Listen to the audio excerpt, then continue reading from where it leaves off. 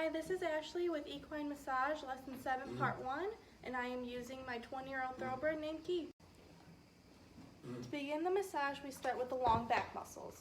There are 3 different muscles that we work on. It is the spinalis, which raises the neck and bends it from side to side. We have the longissimus, which is what is for extending the back and for lateral flexation. And then finally we have the intercostals, which is responsible for the vertical and horizontal. So, when in this area, if there's any type of soreness, we will use the press and release technique. So you will just take your fingers, and then you will just press and release. Anywhere where you might find soreness. And the amount of pressure that you use will depend on the horse. If they can tolerate it, you will add extra pressure. If not, they will tell you by, giving you a look, putting their ears back, and that's when you know to loosen up on the pressure. If you find any tightness, you will use some trigger points, and you will just take your thumbs and find the trigger point and just hold it until it releases. And when a horse starts licking or chewing, or yawning, or stretching out, just like that, that is how you know you have released a trigger point. And if a horse is neither sore or tight, you will just use some deep effleurage. You just use the palm of your hand and rub down. In this area, you can also use some friction, and you should use it in a circular motion or against the muscle fibers. Moving on from there, we go to the loins, which is in this area. And here we have the intercostals again, as well as the quadratus lumbarum, and they are responsible for supporting the lumbar vertebrae. In this area, you will want to use some cross friction or some fingertip pressure, and that is if they are tight. If they are sore, you will want to use press and glide technique. So you will press and glide. Press and glide. Again, the amount of pressure to what the horse can handle. Moving on from there, we will go on to the top haunches, and we have the middle gluteus as well as the superficial gluteus. And they make a teardrop shape. They are located in here. And what you will do for this area is just some deep effleurage. You can also use some type of static pressure or fingertip compression, going with the horse as well. And then if they are tight, you will want to use some cross fiber friction. Yeah, he likes that, huh, buddy? Moving on from there, we have the croup, which is up here, and that is the lumbar sacral, and that is where both sides of the pelvic bone meet. In this area, you want to do some deep pressure, and then some friction. And that is the croup area. Moving on from the croup, we will go to the upper hamstring attachment, which is in here. We have the biceps femoris, the sementidomosis, as well as the sembranius. And in this area, it is responsible for moving the leg forward and back.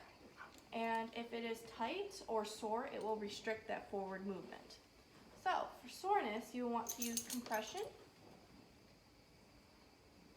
You can use it with the palm of your hand or the fingertips. If it is tight, you want to use some muscle calming.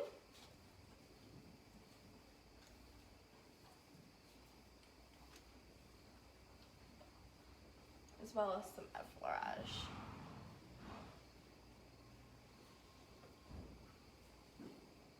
And then from there, you will go down to the lower hamstring attachments. It is the same muscles, it's just the lower part. And you will want to do some compression with the fingertips, your palm of your hand. You will want to do some muscle combing. And you can also do some kneading in this area. When any of these are tight or sore, it will prevent proper leg movement as well as causing extra soreness throughout the rest of the body. And that is the hamstring portion. The next area is the abductors, and these are the gracilis muscles. They are responsible for putting the legs back into center. And in this area, it is typically tight. It's very rarely sore. And you will just want to do some kneading in there. Depending on the horse, you do want to be careful, that way they don't kick you if they are not used to being touched in this area. But generally they do enjoy it since it is tight and it helps relieve all that. Buddy. The next area to work on is the quads. We have the rectus femoris muscles as well as the vastus muscles. And in this area you want to do compression with the fingertips, as well as some kneading.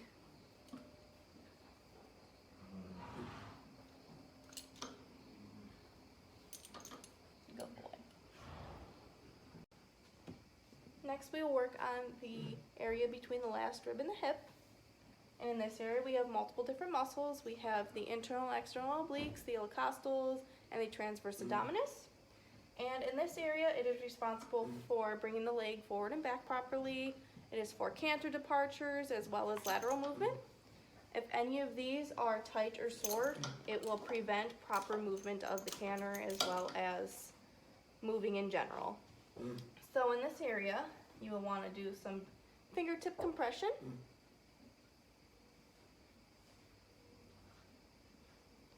As well as some cross fiber.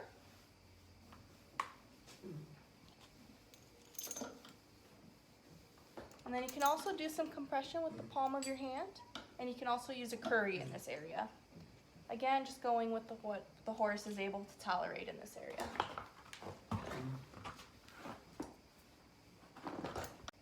The next area is the area behind the shoulder, which is over here. And this is where the thoracic serratus is, as well as the latissimus dorsi. It is responsible for lifting the forehand and arcing the neck. It is what swings the foreleg correctly. And if it is sore, it can cause girthing issues. And it can also prevent proper swinging of the legs, which will make them very sore. So over here, you will want to do some friction. However, you do want to make sure it is in a circular motion. One of the important things to remember is that these two muscles actually work in opposite directions. So you can also do some effleurage. But you just want to make sure that you go in both directions. That way you can get the muscles properly in this area. And we got some licking and chewing here. So he likes it. Good boy. Next we will go into the withers, which is up here. We have the rhomboid and the trapezius, and they attach to the shoulder blade. They are what supports the crest line up here. And what you'll want to do is some friction. You can do some compression, some muscle combing. You can also do this area with a curry as well. Just kind of seeing what he likes and reacts to.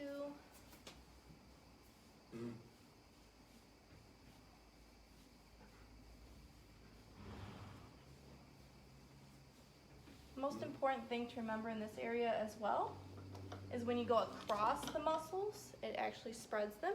And then when you go with the muscles, it's what's stretching them.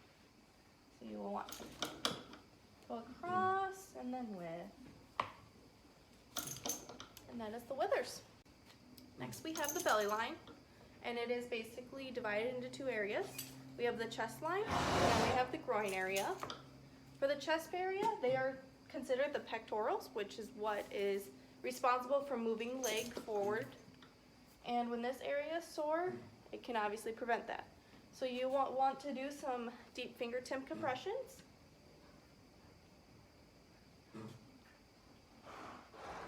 As well as some effleurage.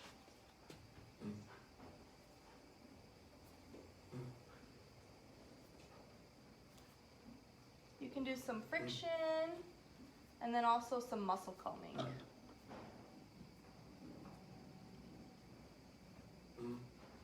And that is the chest line. Next, we will move on to the groin area. And there are three major muscles in this area. We have the internal external oblique as well as the rectus abdominis. The internal oblique is the sling of the intestines. The external oblique is what is responsible for expansion of the rib cage. And the rectus abdominis is what is responsible for supporting, and it also lifts the back correctly. And in this area, you will want to do light pressure because this is a sensitive area. So be careful with horses that you don't know, as they might kick in this area.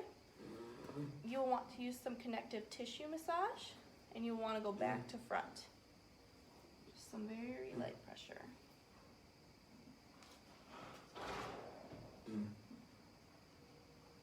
Then you can also do some deep effleurage, which will go back to front, back to front. It is important to make sure that these muscles are intact because if you have any prevention of the rib cage, it can make the lungs tight, and that will affect how they are able to move and breathe properly, especially when working. And that is the belly line completion. And we got some licking and chewing over there, so he must feel good, huh, buddy? Next, we will work on the shoulder, and the muscles we have here are the superatus as well as the inspiratus, and that is what covers the shoulder blade. And then the deltoids and the triceps are what cover those muscles. And what they do is that they support and stabilize the shoulder as the tendons open and close while the leg moves forward. In this area, you will want to do some deep effleurage. You can do some compression with your palm of your hand. You can do some muscle calming here.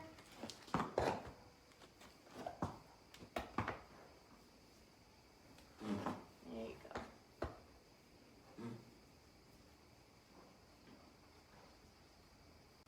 Moving on from the shoulder, we will go up to the rhomboids, and that is this area in the neck. And in this, it is what supports and suspends the neck, and you will want to do some compress and glide techniques, going along with however much pressure the horse can tolerate. And then you can also do some cross fiber friction. Yeah, he likes that. That's some licking and chewing again.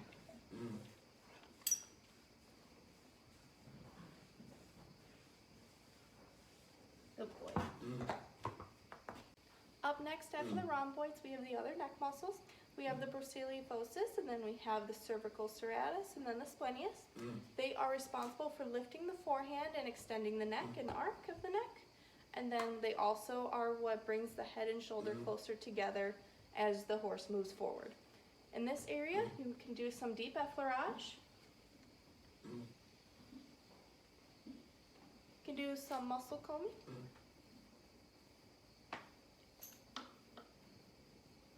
You can do some compression. You can do it with your palm of your hand or your fingertips, whatever the horse likes.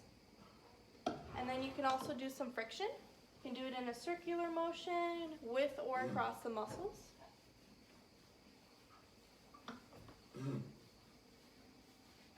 Again, going with the amount of pressure the horse can take, and they will tell you if they like it or not. And that is the other neck muscles. The next area you want to work on is the poll, head, and jaw area. For the poll, this is where multiple muscles meet up, so it can get very overworked, especially for cribbers. And it is where the rhomboid, the brucellosus plate, as well as the splenius will meet up. You'll want to do some friction. You can also do this area with a curry comb for friction, or you can do some compression.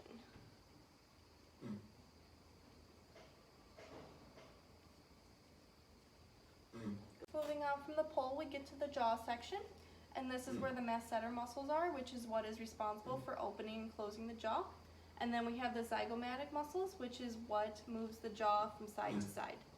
These muscles do work in opposite directions, so they can create a lot of trigger points. So you'll want to do some friction can do some muscle calming.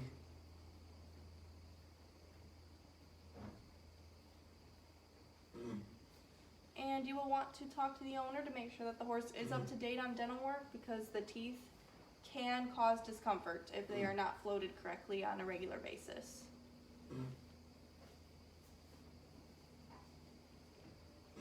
Moving on from there, you will just move to the forehead. And in this area, you will just want to do some deep effleurage with him. And a lot of horses love to have their forehead rubbed down. He's got a nice quiet eye, so I can tell he's enjoying it. Another area of the head section, we have the jaw joint. And what you will want to do is find an area where the joints are. And you will want to do some deep fingertip compressions. And the response you want to get is opening and closing of the mouth. Sometimes they will just yawn, sometimes they will just do a little lick and chew. Either way, that is how you know you've got a release.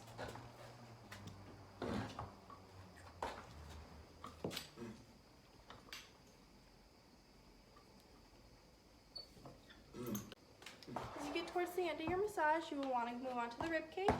It's not a very muscular area, so what you will do is just some circular friction. And then you can also get to the upper portions of the legs, and you will just do some deep effleurage on each leg, pulling the muscles down.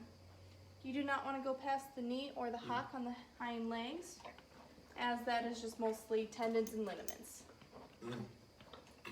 Yeah, I know, like that, buddy.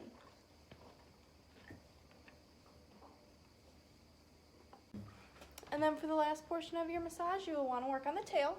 There are 4 muscles that go into this area, and one pulls the tail up, one pulls the tail down, and then one pulls to the right, and the final one pulls it to the left.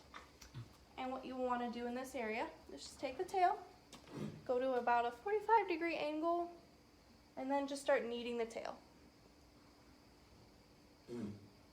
Just up and down the tail area. You'll want to make sure to stand to the side of the horse, that way if they kick you, you are out of the way. And then you can also take the tail and kind of just do a little bit of a vibration with it.